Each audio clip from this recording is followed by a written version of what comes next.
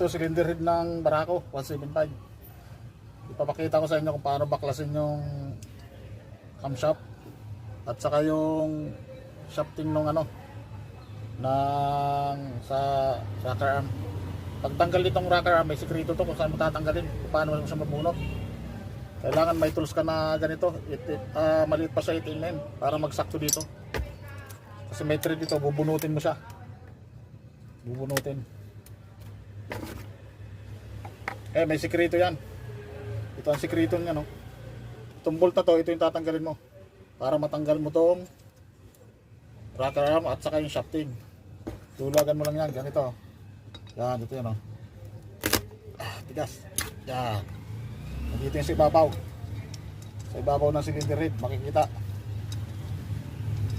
Tapos mayroong maliit na ano to, aluminum na flat washer. Kaya pagbalik mo, kakabit mo rin yan kasi pag hindi mo binalik ang washer, maaaring lalabas yung langis kasi may langis to eh. Yan, tapos ito, yan, tingnan mo lang oh. Ito pasok to. Harap lang kayo ng ganitong kalita tornilyo na papasok din dito sa ano niya, sa butas para mabunot nyo siya.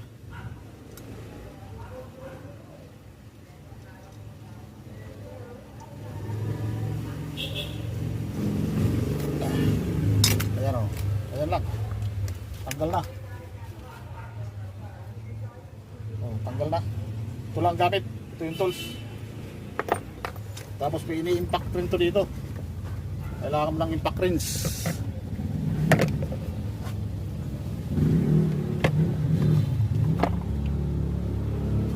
Kailangan may impact rings ha. Impactin mo rin to. Yung dalawang tornilyo niya.